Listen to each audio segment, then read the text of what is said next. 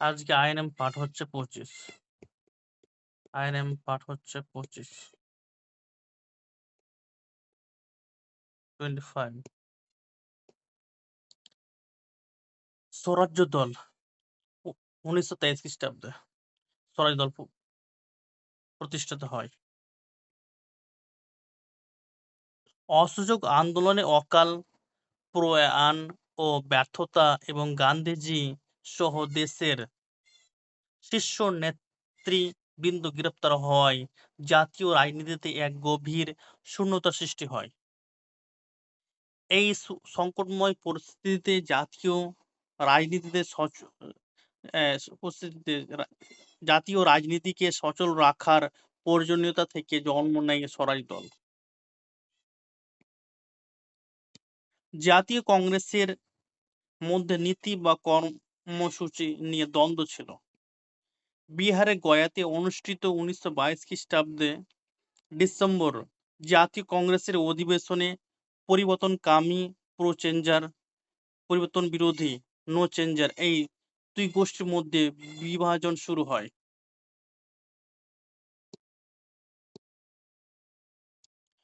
পরিবর্তনকামী কারা ছিলেন? যারা 1919 খ্রিস্টাব্দে মন্টেগু-চেমস্ফোর্ড শাসন সংস্কার অনুসারে নির্বাচনে অংশগ্রহণ করে, আইনসভায় উপস্থিত হয়ে প্রতি পদে সরকারের সকল কাজে বাধা সৃষ্টি করে শাসন সংস্কারকে বিপর্যস্ত করে দেওয়ার পক্ষপাতী তাদের বলা হয় পরিবর্তনকামী বা প্রো-চেঞ্জার। যারা 1919 খ্রিস্টাব্দে মন্টেগু-চেমস্ফোর্ড শাসন সংস্কার অনুসারে নির্বাচনে অংশগ্রহণ করে আইনসভায় উপস্থিত হয়ে প্রতি পদে সরকারের সকল কাজে বাধা সৃষ্টি করে শাসন সংস্কারকে বিপর্যস্ত করে দেওয়ার পক্ষপাতী তাদের বলা হয় পরিবর্তনকামী বা প্রো-চেঞ্জার।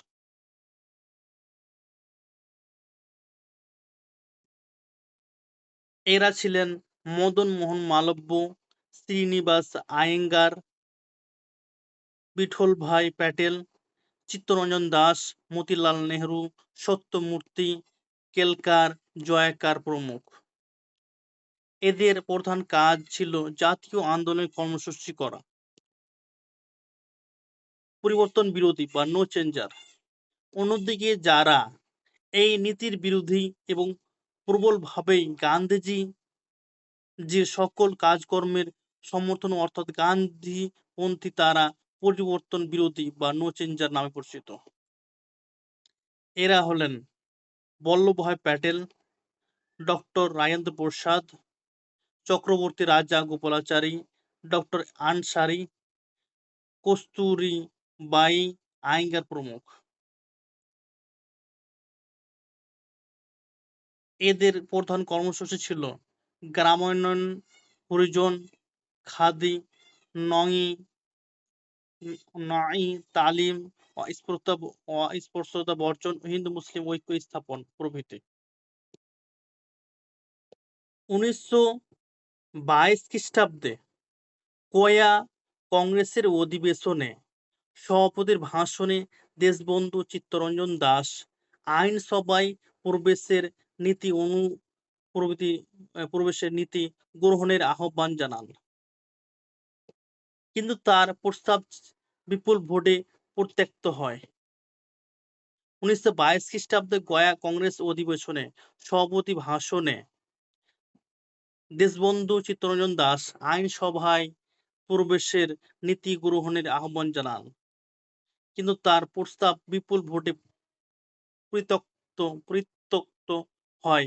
কাউন্সিল প্রবেশের সমর্থনে ভোট পড়ে 890টি, কিন্তু তার বিরুদ্ধে ভোট পড়ে 1740টি। চিত্তরঞ্জনের পক্ষে বাংলার বিপ্লবীরা শ্রেষ্ঠ যুগান্তর গোষ্ঠী রইলেন। গয়া অধিবেশনের সিদ্ধান্ত চিত্তরঞ্জন দাসকে হতাশ করে এবং তিনি সভাপতি পদ থেকে ইস্তফা দেন। 1923 খ্রিস্টাব্দে 1 জানুয়ারি উত্তরপ্রদেশের এলাহাবাদে মতিলাল নেহরুর বাড়ি আনন্দ ভবনে কংগ্রেসের অভ্যন্তরে দুই প্রতিষ্ঠিত ও সফল আইনজীবী দেশবন্ধু চিত্তরঞ্জন দাস ও পণ্ডিত মতিলাল নেহরু কংগ্রেস খিলাফত স্বরাজ্য পার্টি বা স্বরাজ দল গঠন করেন। নবগঠিত স্বরাজ দলের সভাপতি ছিলেন দেশবন্ধু চিত্তরঞ্জন দাস এবং প্রথম সম্পাদক ছিলেন মতিলাল নেহরু। 1923 খ্রিস্টাব্দে মার্চ মাসে এলাহাবাদে মতিলাল নেহরু বাসভবনে স্বরাজ দলের প্রথম বাৎসরিক অধিবেশন অনুষ্ঠিত হয়। স্বরাজ দলের চরম লক্ষ্য ছিল ঔপনিবেশিক সাহিত্য শাসন অর্জন করা। এই কারণে তাদের উদ্দেশ্য ছিল আইনসভার নির্বাচনে জিতে ভারত সভার থেকে আইনসভার নির্বাচনে জিতে সবার ভিতর থেকে সুসংবদ্ধ নিয়মিত নিরন্তর বাধা দান করে সরকারকে বিপাকে ফেলা। 2 নম্বর সরকারি বাজেট প্রত্যাখ্যান করা।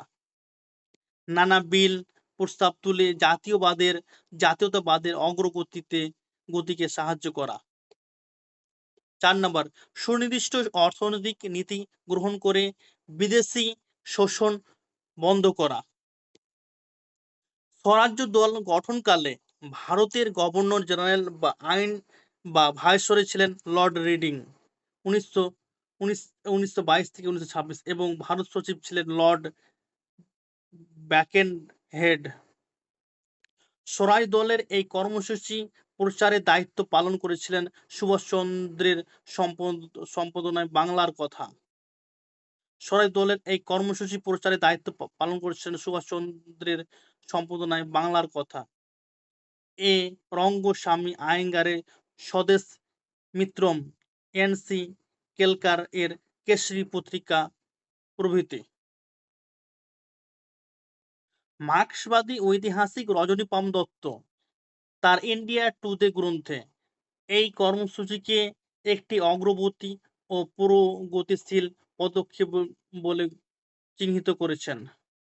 1919 খ্রিস্টাব্দে মন্টেগু চেমসফোর্ড শাসন সংস্কার অনুসারে 1923 খ্রিস্টাব্দে সাধারণ নির্বাচনে স্বরাজ দল ব্যাপক সফলতা অর্জন করে। বোম্বাইতে 32টি, যুক্তপ্রদেশে 29টি, আসামে 13টি, মধ্যপ্রদেশে 54টির মধ্যে 41টি আসন স্বরাজ দল উল্লেখযোগ্য সাফল্য লাভ করে। মধ্যপ্রদেশ ছাড়াও বাংলায় স্বরাজ দল 85টির মধ্যে 47টি আসন লাভ করে, একক সংখ্যাগরিষ্ঠতা লাভ করে, যার মধ্যে 21টি ছিল মুসলিম আসন। বাংলায় স্বরাজ্য দলের নবীন প্রাচীন বিধানচন্দ্র রায়ের হাতে প্রখ্যাত ও নবীন নেতা তথা 1921 খ্রিস্টাব্দ মন্ত্রীপদ প্রার্থী সুরেন্দ্রনাথ বন্দ্যোপাধ্যায় পরাজিত হন। বাংলায় স্বরাজ দলের প্রবীণ প্রার্থী বিধানচন্দ্র রায়ের হাতে প্রখ্যাত ও প্রবীণ নেতা তথা 1921 খ্রিস্টাব্দ মন্ত্রীপদ প্রার্থী সুরেন্দ্রনাথ বন্দ্যোপাধ্যায় পরাজিত হন। মাদ্রাজ ও পাঞ্জাবে স্বরাজ্য দল খুব একটা সুবিধা করতে পারেনি। বিহার, উড়িষ্যা তারাও একটি আসন লাভ করতে পারেনি। স্বরাজ দল কেন্দ্রীয় আইন পরিষদে 101টি আসনের মধ্যে 45টি আসন লাভ করেছিল। এই দলে মতিলাল নেহরু বিরোধী দলনেতার পদ লাভ করেন। কেন্দ্রীয় আইনসভায় বিরোধী দলনেতা মতিলাল নেহরু নরমপন্থী ও মুসলিম সদস্যের সঙ্গে জোট বেঁধে জাতীয়তাবাদী দল গঠন করেন।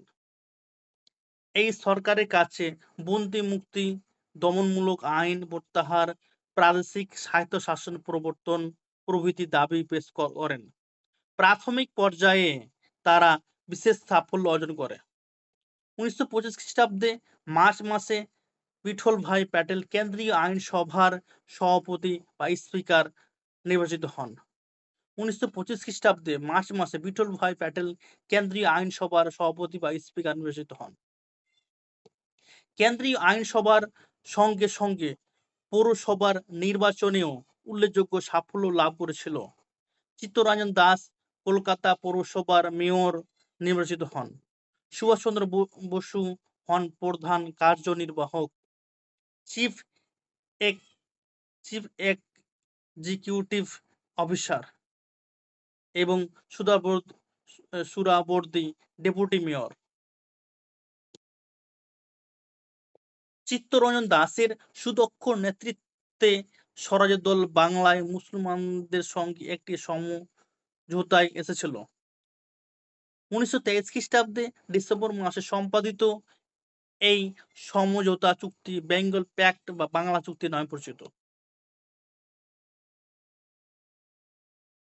বেঙ্গল প্যাক্টে বলা হয়েছিল যে স্বরাজ লাভের পর বাংলায় প্রশাসনিক পদগুলির ৫৫% মুসলিমদের জন্য সংরক্ষিত থাকবে। মসজিদের সামনে গান বাজনা বন্ধ করা হবে এবং বকরি ঈদের দিন গোহত্যা নিয়ে কেউ প্রশ্ন তুলবে না। তবে এই শর্তাবলী বাংলাদেশে আন্তরিকতার সঙ্গে মানা হলেও 1923 খ্রিস্টাব্দে শেষ লগ্নে কাকিনাড়ায় অনুষ্ঠিত কংগ্রেসের বার্ষিক অধিবেশনে এই চুক্তিকে সমর্থন জানায়নি। যাই হোক, স্বরাজ দল তাৎক্ষণিক সাফল্য লাভ করলেও স্থায়িত্ব লাভ করতে ব্যর্থ হয়। কেন্দ্রীয় ও প্রাদেশিক আইনসভায় তাদের ব্যর্থতা এবং তাদের ঘোষিত নীতি সরকারের সঙ্গে অসহযোগিতা থেকে সরে আসায় স্বরাজ্য দলের ঐক্যে ফাটল ধরে। প্রাদেশিক ডায়ারকি প্রথাকে অচল করা যায়নি। আইনসভায় সরকারি বাজেট প্রস্তাব ও অন্যান্য গুরুত্বপূর্ণ আইন পাশে স্বরাজ্য দলে সদস্যরা বাধা দিলে গভর্নর জেনারেল তার 1919 খ্রিস্টাব্দে মন্টফোর্ড আইন বলে বিশেষ ক্ষমতার দ্বারা তা পাস করিয়ে নেন। স্বরাজ্য দলের বাগদান নিষ্ফল হয়। 1925 খ্রিস্টাব্দে 16 জুন দার্জিলিং এর এক পর্যটন কেন্দ্রে হৃদরোগে আক্রান্ত হয়ে চিত্তরঞ্জন দাস মারা গেলে দলের শক্তি ক্ষীণ হতে থাকে। স্বরাজ দল দেশবন্ধু চিত্তরঞ্জন দাসের মৃত্যুর পর নেতৃত্বের প্রশ্নে বিরোধ দেখা দেয়। বাংলায় বীরেন্দ্রনাথ শাসমল বনাম যতীন্দ্রমোহন সেনগুপ্ত এবং যতীন্দ্রমোহন সেনগুপ্ত বনাম সুভাষচন্দ্র বসু গোষ্ঠীর বিরোধ। উত্তরপ্রদেশে মতিলাল নেহরু বনাম মদন মোহন মালব্যর বিরোধ স্বরাজ দলকে ধ্বংসের দিকে ঠেলে দেয়। যতীন্দ্রমোহন সেনগুপ্ত চিত্তরঞ্জন দাসের জায়গায় কলকাতার মেয়র নিযুক্ত হলে সুভাষচন্দ্র বসুর সঙ্গে তার মতবিরোধ তীব্র হয়ে উঠলে কেন্দ্রীয় স্তরে তার প্রভাব পড়ে। স্বরাজ দলের সর্বভারতীয় স্তরে ভাঙন দেখা দেয়। মোহাম্মদ আলী জিন্নাহ দল ছেড়ে নতুন দল গঠন করেন। লালা লাজপত রায় মদন মোহন মালব্য দলের সঙ্গে সম্পর্ক ত্যাগ করে নিষ্ক্রিয় হয়ে যান। মতিলালের আচরণে বিতশ্রদ্ধ কেলকার জয়কার মঞ্চে রেসপন্সিভ কোঅপারেশন নামক নতুন দল গঠন করেন। এতে স্বরাজ দলের ভাবমূর্তি মলিন হয়ে যায়। স্বরাজ দলের নীতি ও কর্মসূচির ক্ষেত্রেও মতভেদ ছিল। মতিলাল নেহরু ও তার সমর্থকরা সরকারি কাজে বাধা দানের নীতি গ্রহণ করলেও কেলকার জয়কার মঞ্চে প্রমুখতা না করে জনকল্যাণমূলক নীতি গ্রহণের পক্ষপাতী ছিলেন। এছাড়া স্বরাজ্য দলের কর্মসূচির ফলে সমাজের বিত্তবান শ্রেণী লাভবান হয়। আইনসভায় প্রবেশ করে স্বরাজ দল বহু ক্ষেত্রে সরকারের সঙ্গে আপোষ ও বোঝাপড়ার নীতি গ্রহণ করে। কেন্দ্রীয় আইনসভার সদস্যপদ এবং অর্থের মোহে স্বরাজ দলের সদস্যরা ব্রিটিশ সরকারের আজ্ঞাবহ মন্ত্রীতে পরিণত হলে দলের বদনাম হতে থাকে। জওহরলাল নেহরুর মতে ধীরে ধীরে স্বরাজীরা বিভিন্ন সরকারি সুযোগ সুবিধা ও প্রলোভনের শিকার হন এবং তাদের নৈতিক মান ও শৃঙ্খলাবোধের অবনতি ঘটে। এছাড়া গণসমর্থনের অভাব। চিত্তরঞ্জন দাসের মৃত্যুর পর বেঙ্গল প্যাক্টের ব্যর্থতাজনিত সাম্প্রদায়িক ঐক্য বিনষ্ট হলে স্বরাজের দল দুর্বল হয়ে পড়েছিল। বেঙ্গল প্যাক্ট ছিল এই সুবিধাবাদী বিবাহ।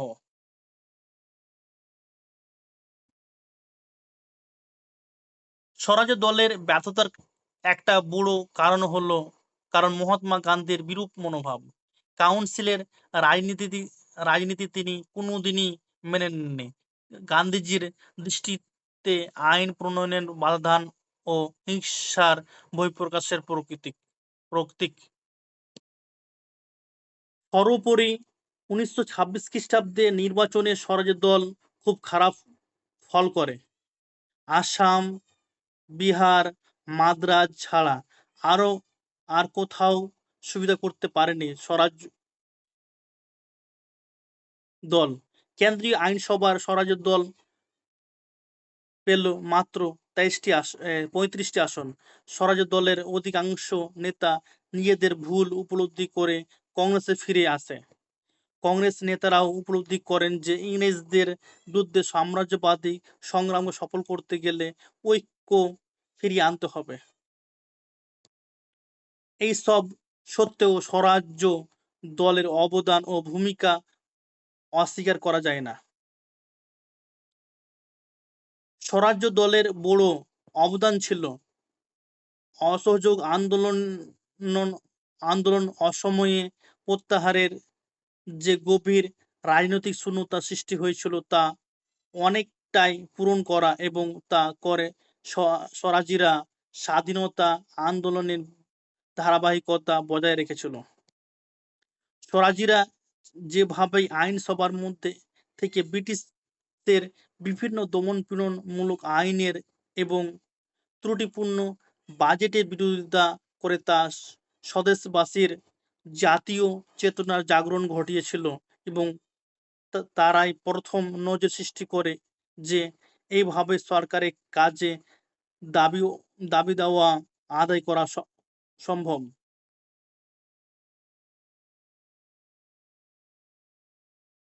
ডক্টর রমেশচন্দ্র মজুমদারের মতে স্বরাজীদের অংশগ্রহণের পর আইনসভা সর্বপ্রথম প্রকৃত জাতীয় আইনসভার রূপ পরিগ্রহণ করে। স্বরাজ দলের বিরোধী তার কাছে নথি স্বীকার করে ব্রিটিশ সরকার দুটি পদক্ষেপ গ্রহণ করে। মন্টেগু চেমসফোর্ড সরকার আইনের কার্যকারিতা অনুসন্ধানের জন্য একটি কমিটি নিয়োগ করে।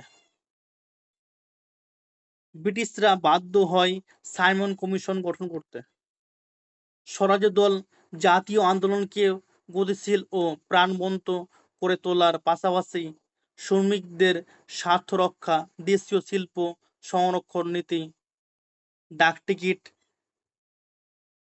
রেল ভাড়া, লবণ শুল্ক হ্রাস প্রভৃতি বিভিন্ন বিষয়ে প্রস্তাব উত্থাপন করেছিল।